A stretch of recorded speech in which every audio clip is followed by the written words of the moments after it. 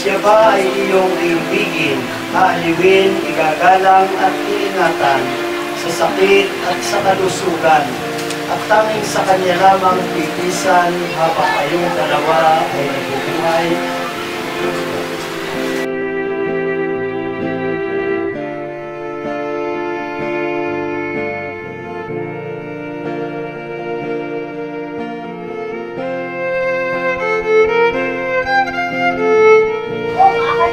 Una ko siyang nakita sa Cavite, sa labas ng pinagtatrabaho.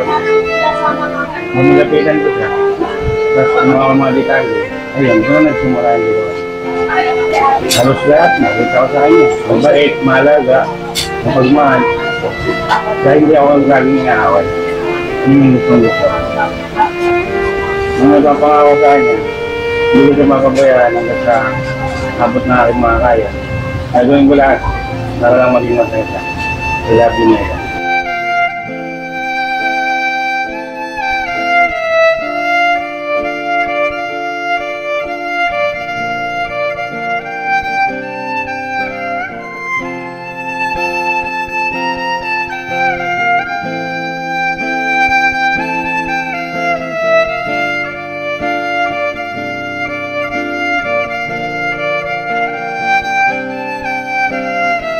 Binasa po natin ang ating natunghayan sa bahagi ng salita ng Diyos ay ang pinakaunang kasalan na naganap dito sa mundo. Mapapansin po ninyo, dalawa pa lang ang tao, si Adan at Eva, ay kinasal na po sila ng Diyos. Sabi ko, hindi mabuti na mag-isa ang tao. Kaya't lumikha siya ng mga hayop, ng iba't ibang mga bagay na pwedeng makasama. Pero ang sabi ng binasa natin, hindi ito naging angkop na kasama ng lalaki. Kaya pinatulog, at habang mahimbing na natutulog, ay pinawasan po ng Diyos ng isang tadyang yung lalaki at ginawang babae. Yun, nung magising, masaya na siya, tuwan-tuwa na siya, at sabi niya sa wakas, narito ang isang tulad ko, laman ng aking laman, buto ng aking buto, babae ang itatawag sa kanya sapagkat siya sa lalaki kinuha. Tapos sinabi pa, dahil dito, iiwan ng lalaki ang kanyang ama't ina at siya'y tipisan sa kanyang asawa at silang dalawa ay nagiging isa. Yan po ang dakilang hiwaga ng Diyos sa pag-aasawa. Kilala ko si Jeff nung nag-apply ako sa Liwaya Marketing. Nagkataon na nakilala ko yung katrabaho niya. So, nung mag-apply ako ng trabaho, nakita ko siya, pinakilala siya ng kaibigan ko, kaya nung kami nagkakilala, pinakilala siya sa akin ng kaibigan ko, kaya nakakilala kami. Nagkapalitan kami ng number. Doon na nag-start yung love story namin. Chat-chat, text-text, phone call, yun na po. After ilang days date, sa Robinson Limus ngayon sa games, sa kanyang yun na po, impression. Isa na po yun na makajus talaga siya. Kahit hindi siya pala simba, tuwing gabi lagi siya nagdadasal. Mas madasalin pa nga yun sa akin.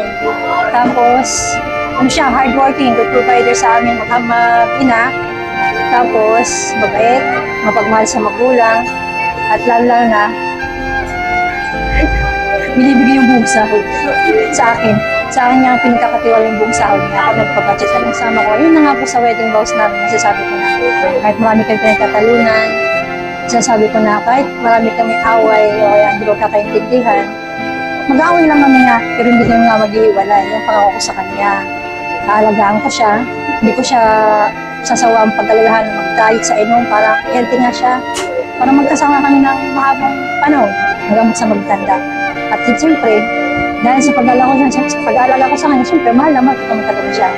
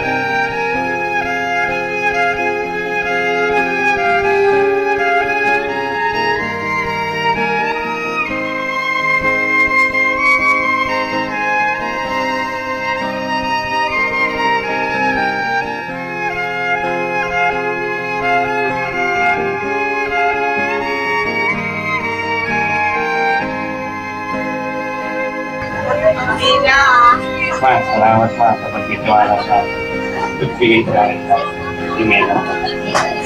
Okay, palakuan ko na si Jeffrey. Kasi Megan, ito naman, ganun din. Salamat sa pag-alam.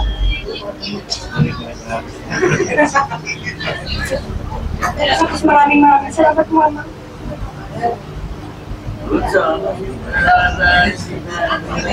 Nay, maraming salamat po sa pagtanggap po sa pamilya. Salamat po. Okay, palakuan po natin si Megan. Ito na po yung ating pinakaintay. Pwede ba kayong dalawa ay magharap, mag-holding hands? Nakasama ka po ito. Okay lang. Ano ba? Jeffrey Pagkalit. Gusto ko lang malaman na mahal kita.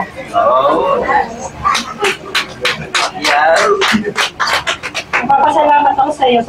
Napapasalamat po ako sa Diyos dahil ko pong pinigay sa akin mga sama sa habang buhay.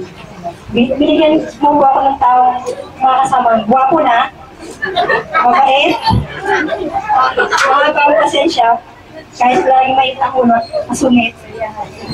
Mag-aaway lang tayo kung hindi tayo maghihiwalay. Alagaan at mamahalin kita hanggang ko yun ako.